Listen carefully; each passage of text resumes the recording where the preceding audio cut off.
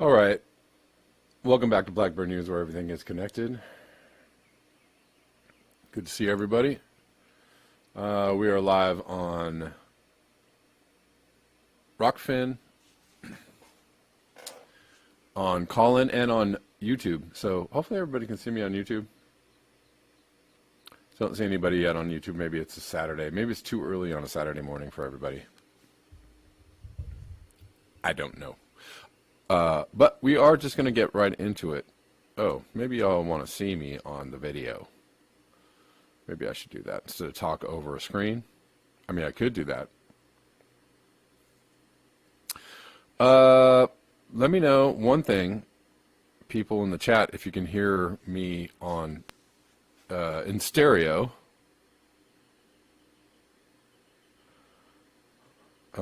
If I can get a thumbs up from people in the chat, if you can hear me in stereo, that would be great.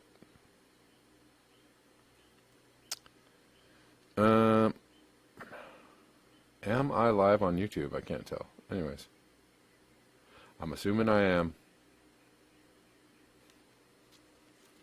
If somebody wants to tell me on YouTube whether I'm live or not, that would be great. Rather than me, there you go, Gene. Gene says, I hear you fine. Am I in stereo? So that means I'm live on YouTube. That means I'm in stereo. Okay.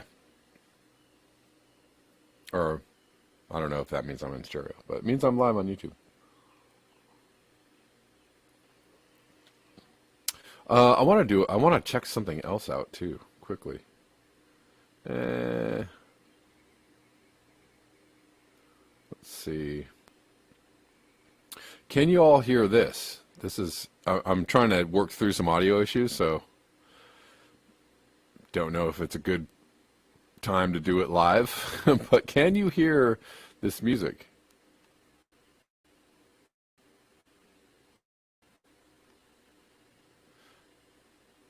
Roger Hill says, yes, I think.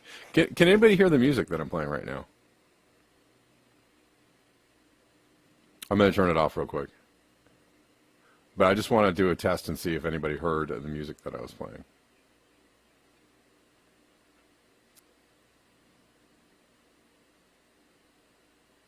Okie doke. Got people in the Rockfin chat. Hello, people in the Rockfin chat. Call-in is on and going. Wow, Mashy in the Rockfin chat. Good to see you. It's been a while. No music. Didn't hear the music. Okay, that's what I thought. All right. Well, going square one, but something's happening. The issue right now is that I have to play a bunch of video clips today, and the sound issues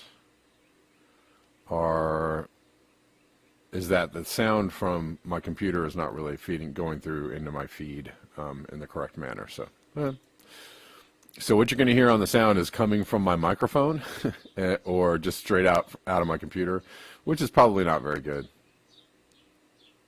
Anyways, let's look at this. We'll start with this from Jessica.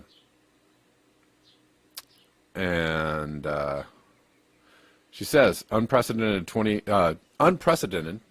32.5 C in the Arctic Circle during month of smashed global temperature records. From Sky News. 32.5 C in the Arctic Circle, that's 90.5 Fahrenheit. If you want to know how that translates.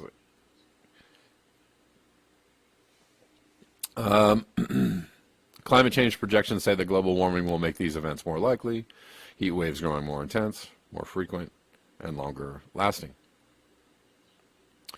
Countries across Europe broke temperature records in June with an unprecedented 32.5 C reported in the Arctic Circle. I was already talking about this.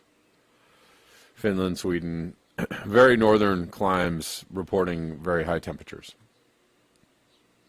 And that's true. That's really happening. Nobody's making that up. Countries across Europe broke temperature records. I already read that. So quite hot where it's not supposed to be quite that hot. Other places experiencing very high heat. Forecasters said an unusually early end to Japan's rainy season has led to widespread temperatures above 35 C, which is 95 Fahrenheit. Japanese government is urging its citizens to cut their power use as much as possible while running air conditioners to keep safe. Tokyo hit 37 C, 98.6 Fahrenheit, and it's unusual to see such heat at this point in the year. But if you've been paying attention over the last 4, 5, 6 years, pretty much everywhere, Japan, China, Middle East, India, United States, Canada, Australia have had massive heat waves every single year, record-breaking heat waves every single year. What does that mean? That means that's a trend. It's not an anomaly. And same with the Arctic. The Arctic has been very warm in the last few years, breaking records. And that will most likely just continue. All right, we're going to move on to the next. From Going South, friend of the show.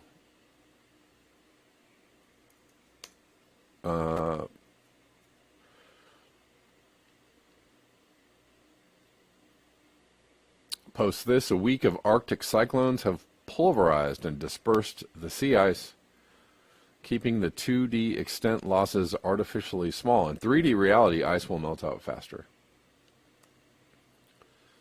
The ice is very thin, is what he's trying to say. There still is ice coverage, but that coverage is wafer thin. And so when it gets warmer, as the summer progresses, as the melt season progresses, then the ice is going to melt much more quickly. That's what he's trying to convey there.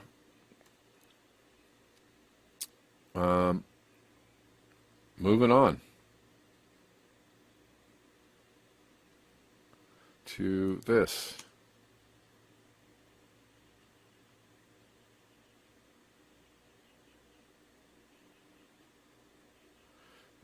From Fenrir, aka Scrotus in Chief, which is funny. The weather patterns of the Anthropocene continue to deviate even further from those of the Holocene. Right, this is not an anomaly, this is a trend that coincides with the sixth mass extinction, et cetera, et cetera. So this is some meteorologist type stuff that I'm not I'm not clear on what all these numbers and letters mean, but the gist of this is that the U.S. has never seen a 603 DM strength ridge. I don't know what DM means. Before. Never. So never, as in never. In fact, it would rival some of the strongest ridges on record in the North Pacific. The Euro model is scarily very similar. So they're just talking about a ridge pattern, a weather system that is very, very unlikely. Right? I don't know how many deviations from the norm it is, or what kind of sigma event it is. But when they say never, that means it's not climate is always changing. Buckaroos. That's not what it is. It's, things keep getting weirder and weirder. That's what they're trying to let you know here. And as he said, the Anthropocene is experiencing things that you would never experience in the Holocene, because we don't live in the Holocene anymore.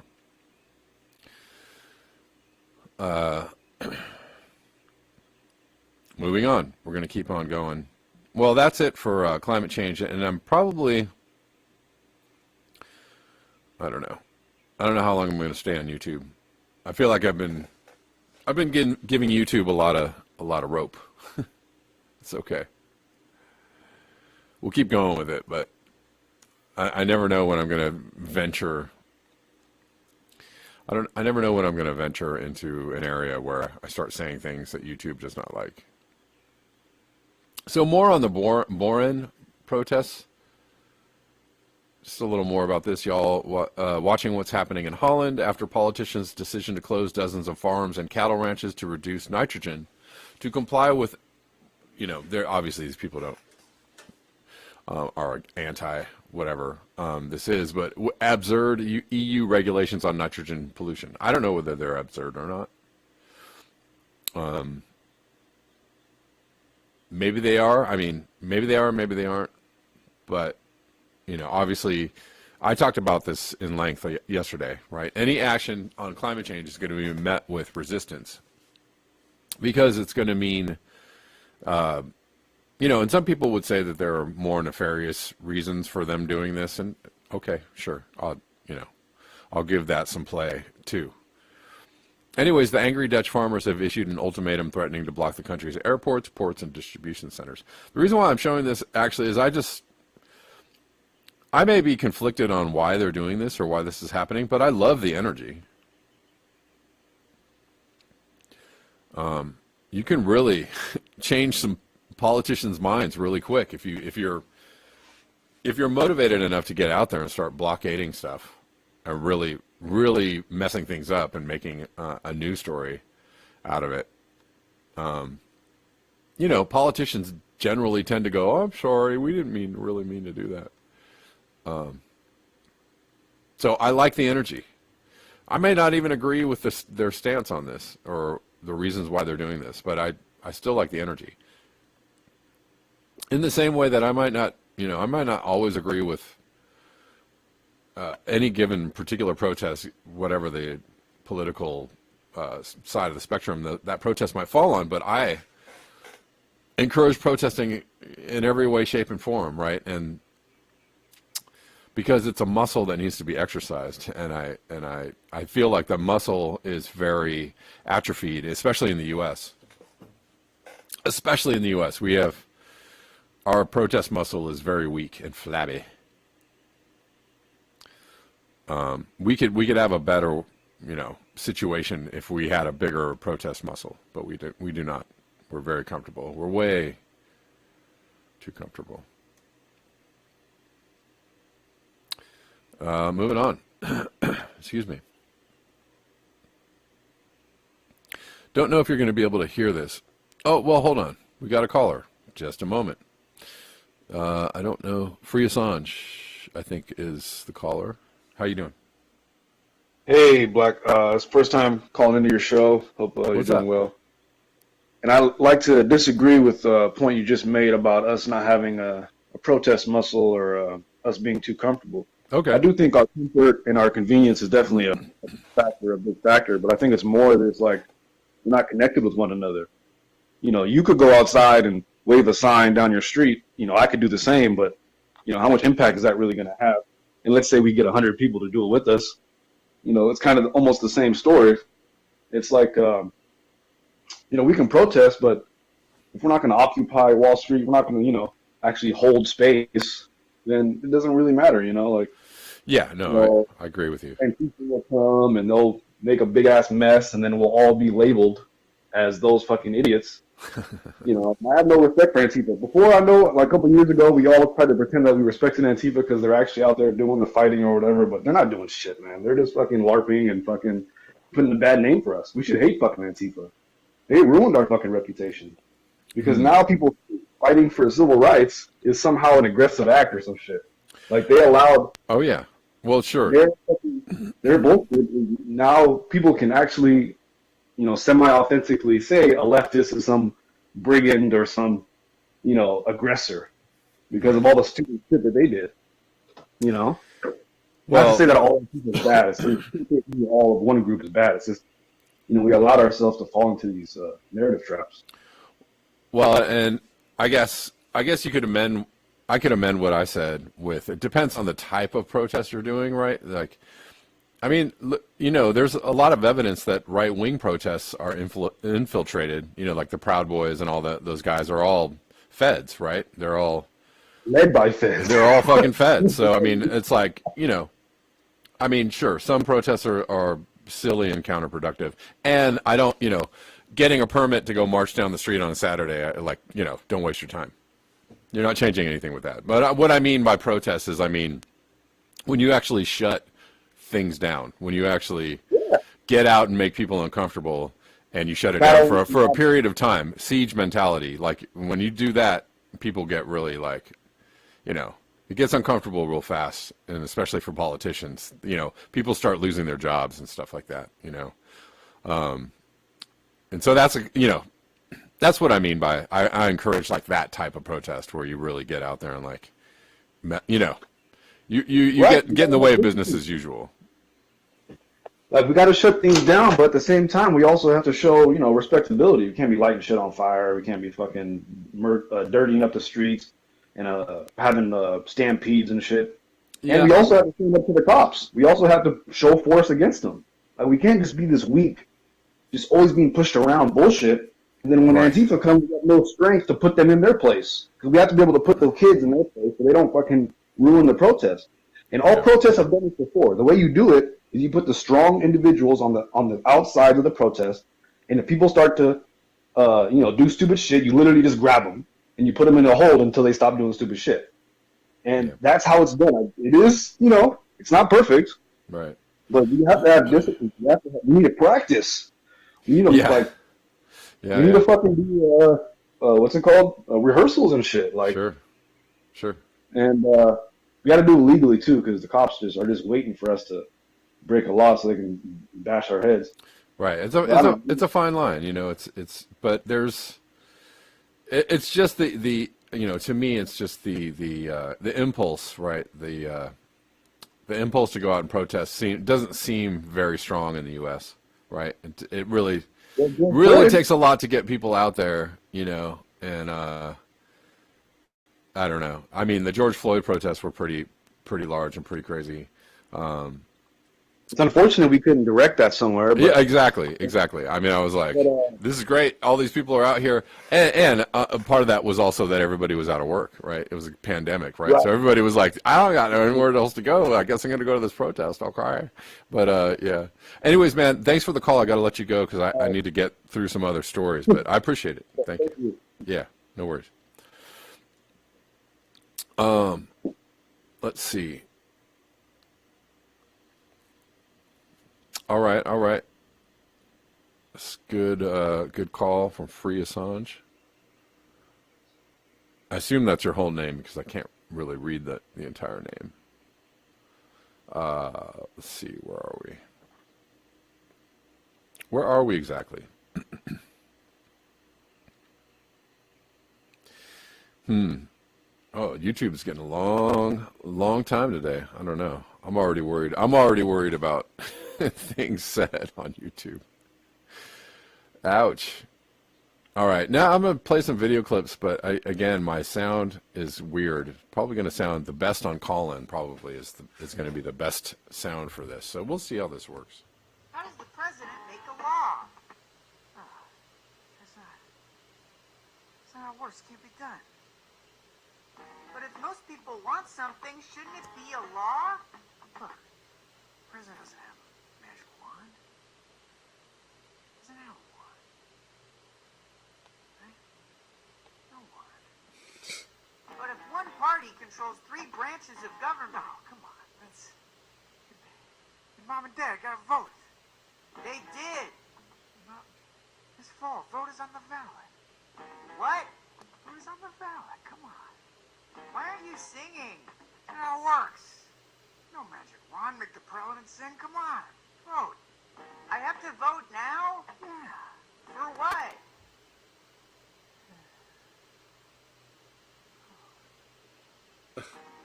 Can you make a law? Give me $20, I'll read you a poem.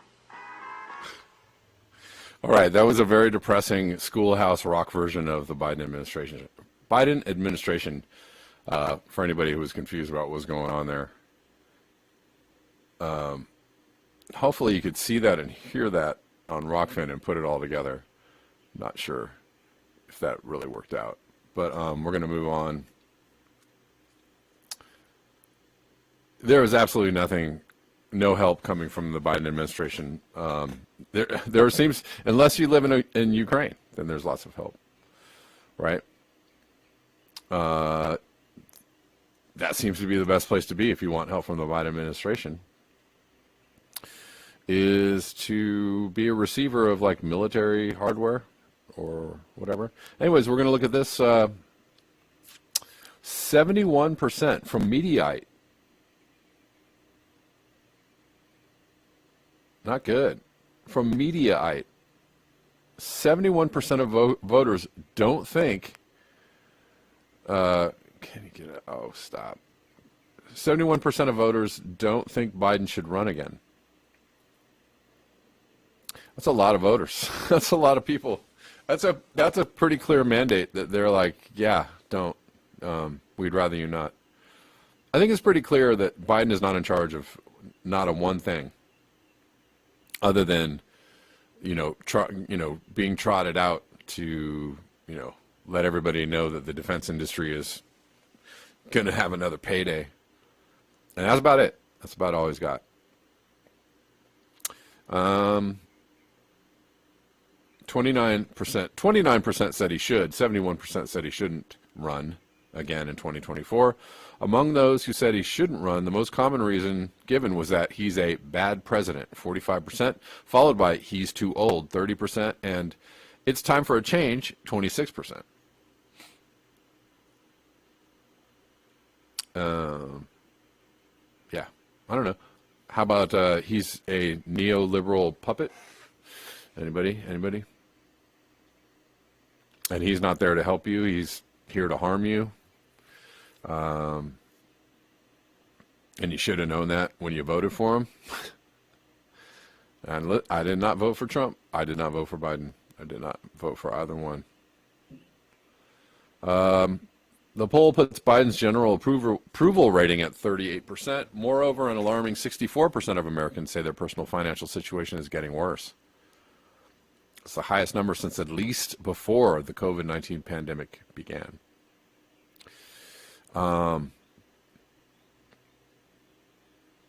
Yeah, not good. I think I've already said way too much for YouTube, but I don't know. Maybe I'm already in deep. Maybe I should get in deeper.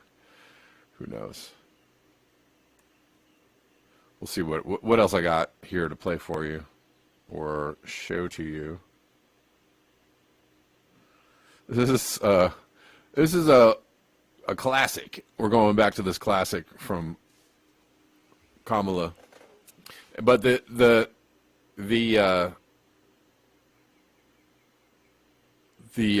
description of this is great. It's when you have a presentation in class but you didn't do the reading. That's exactly what this sounds like.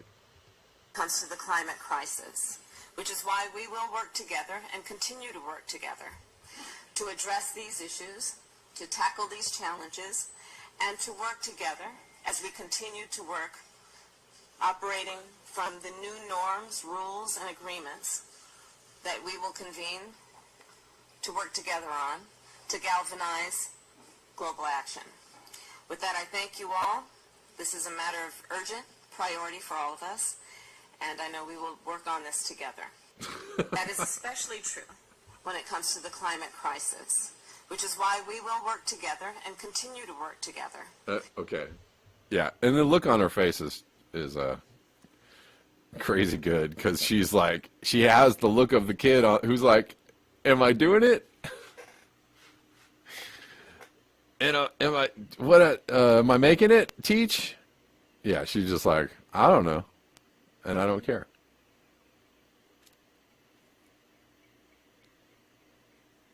She also does not care. She does not care about you. If you were wondering or confused about that. All right.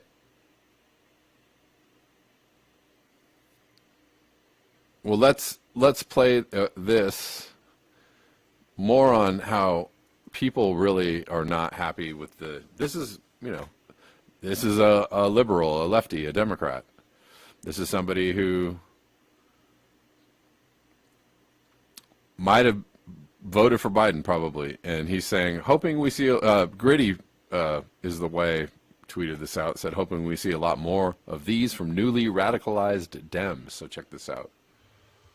I'm not going to shut up about this. I'm not, because I can't yell at the Republicans. They're not going to change. They are who they are. We're stuck with them. We're not going to change them. You can't shame them. You can't convince them. You can't trick them. You can't fucking outplan them. But I can yell at the Democratic Party. And I can tell them where they can at least make one fucking small change to stop pissing me the fuck off every hour right now. Stop sending me fundraising requests right now. Okay? The Republican Party had a plan for the last 50 years to overturn Roe v. Wade. We had a leak 5 weeks ago telling us that this exact thing was going to happen, and your response after 5 weeks of careful study and planning and thought has been to send us non-stop fundraising emails. All right? So let me just read you a quick list. Mark Warner. He's the Democratic senator from Virginia. He's worth $214.1 million. Don Beyer, he's a Democratic Virginia House member. He's worth $124.9 million. Dean Phillips, he's a Minnesota House member. He is worth $123.8 million. Nancy Pelosi, the Speaker of the fucking House of the Democratic Party from California, is worth $114.7 million. Dianne Feinstein, who doesn't know where the fuck she is right now, the senator from California, part of the Democratic Party, is worth $87.9 million. You guys want money? Fucking call your guy. You call him every week to do insider trading. Stop fucking sending me emails. Stop sending me fucking texts. Stop fucking reading poems and singing goddamn karaoke. You have power. You have it. You're in those seats. We're the ones who are powerless. Stop fucking pretending you're protesting. If you don't want to fucking do it or it's too hard, fucking retire. You're rich as shit. You don't need to do anything. If I had $114.7 million, Nancy Pelosi, you know what I do? First thing, I get my fucking husband a driver so we can get a goddamn DUI. Second thing, you know what I do? I'd be on a fucking boat. I'd be on a fucking boat. $114.7 million. And you want to send me a fucking email and ask me for $15? Bitch, in the last 3 years, you sent us, what, 1.5 checks? Stop it. The Democratic Party has lost the thread completely. All leadership of the Democratic Party needs to be thrown out and replaced. And here's the thing, if you're over 65 or you're worth, I don't know, let's just do an arbitrary number here, $10.7 million, you're done. You're not in leadership. Because that is the poorest member of the top 50 Democratic members of the House. You don't care. You don't care. You just want to stay in the seat. Fuck you. Well, yeah, that was pretty succinct. I think he he's echoing what a lot of people are feeling, and I have to really agree with him. I have to say, the new I think the new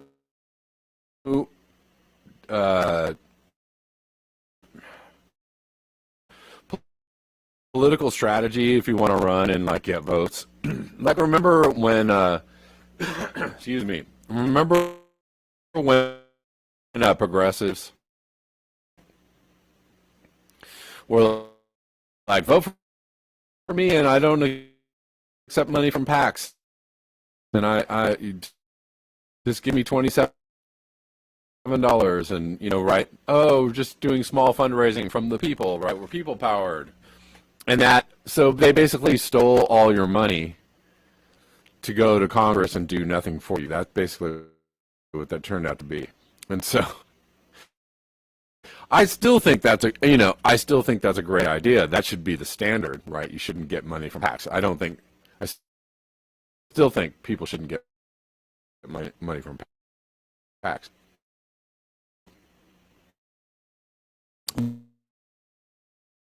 But don't steal money from people. Don't take money from people. Don't fundraise from people and go to Congress and then shank them in the back. Don't do that. really, really, I can't think of anything more messed up. The other thing that he said that was very true that I've said before, the new campaign platform should be like, I don't have any money, you should not vote for anybody who's a millionaire or has extreme wealth. Like that should be the new campaign platform should be like, I'm just a working person, I don't have any money, and if I do have money, and if you want to run for Congress, I would run a campaign where I was like, I don't have any money and I'm running for Congress, and I challenge anybody that has $1 million or $1 billion to give all that money away before they run for office.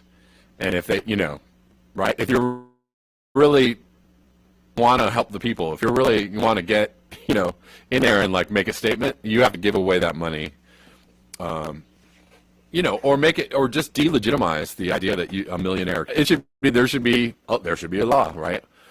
If you have a certain amount of worth, thing about putting your assets in a trust or something. But like, that's not really what we're going for. Okay, I know my video is getting quite slow, but we're going to take one more call. This is Free Assange again. Letting me back on. I don't want to. Yeah, no. Slight disagreement here as well. I don't really disagree with what you're saying or your philosophy behind it, but I think it's not going too far, man. Like, we really shouldn't see Nancy Pelosi, Dianne Feinstein, these people as like corrupt anymore. Like they're doing a job. Their job is to fuck us. Yeah, right. No, like we think that like, oh, they go in there, they take money, right, and then like, well, maybe they try to do a few things that maybe are beneficial, I guess, for their resume or whatever. But then they're really just there to collect the money. That's actually not true. They're actually there because they want the power. It's not a person outside of the executive branch to be briefed that the torture program is going on. Oh, sure, right. Yeah, right. We could have stopped it right then and there. You could have arrested all of the Bush administration chain, put all those motherfuckers in jail, but she didn't. Why? Yeah. Now, people will say, oh, it's not because she's an evil piece of shit, Dalen. It's just because she's a woman and da-da-da, and we can't blame women. And that's the excuse. So, like, we shouldn't see it as corruption. Like, we should see, like, these people are evil. Like, they're not like, oh, they disagree with Black Bear News, they disagree with Free Assange, they disagree with Double Reverend and Amanda. No, they don't disagree with us. Like, they're really evil. Like, they're okay, how can we trick the American people to allow us to send all these billions to Ukraine and not shoot us? Well, we gotta, talk about Trump. We gotta talk about January 6th. We gotta defending democracy. Like we need to change the whole frame. Like we need to stop engaging with these people like they're human. We need to talk to them like they're lions or like they're, mosquitoes. Like they're actively trying to get us, and we need to actively defend ourselves. Sure. I'm not saying we need to go and destroy the country. I'm just saying we need to start defending ourselves. We need to start standing up for our. Yeah, I mean, but I think yeah, for sure. But they're trying to deploy. It's hard because they're deploying the. I'm just, you're being offensive or you're threatening us. When you disagree with us, or right? Oh my God, we're humans. I don't know. Are you?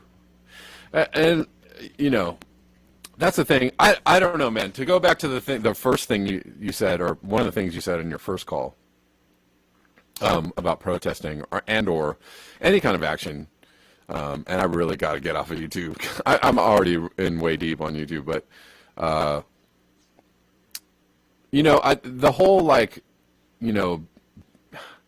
the whole respectability politics kind of thing is making it harder and harder to actually mount a defense or an offense against opposition to the government, right? Because you can't hurt anybody's feelings, you can't be too mean or threaten any violence or anything like that, right? And the whole thing about when you said you were talking about protesting, you were like, well, you don't want to ruin the break things and ruin. I don't know. Sure. Okay, I agree. I'm not pro-violence. I'm not a pro-violent person. But the thing is that you get caught in a trap when you say like, well, I'm not gonna, we have to go out there and be as peaceful and like non-threatening as possible, right? And then that actually makes your protest, you have to disrupt something somehow, somewhere, right? And ultimately, when they make it just impossible for you to protest, you know, the only thing you have left is to go do something, and then they're going to say that's violence, right? Okay, you know, so everything's violent. If everything's violent, like you're going to commit some violence. So I mean, the whole even the whole non-violent thing is a trap, is a Well, you're right. linguistic trap. It's just invented the stop art movement. Right. This is when MLK was actually working for the Illuminati, and then when he stopped working for them, they killed him. So Right. nonviolence is a trap. Okay. But what I'm saying is, you don't go and attack. You can't throw the first punch, and it's because of symbolism. Sure, right. It matters. It does matter when someone else from the outside looks at the instance and they see us throw the first punch, then we lose, no matter what happens after. They can murder all of us. sure, exactly. It's all about tactics, for sure, for sure. Exactly. Tactics and strategy. So both matters. But yes, that's why I said, when the cops come, we give them every bit of force they bring us, we give it tenfold back. Why? Because they started it. Right. And I know it sounds juvenile, but that's how combat works. If someone is an aggressor, you have to hit them back with everything you've got, even if you don't even have the same weapons they have.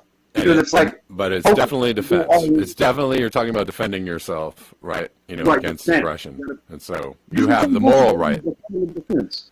right? You know, like, it's we can do this. We need to stop thinking that we're always just going to lose. 'Cause that's how the Democrats get us. They think, well, we can't go out there. The government has bigger guns. That's why we have to. Right, right. Oh yeah, I agree. Well, hold on one second. I'm going to sign off of YouTube. All right, YouTube people, thank you for being here. I'm going to see you in a couple of days, and hope you all enjoy your Saturday. And peace out, YouTube.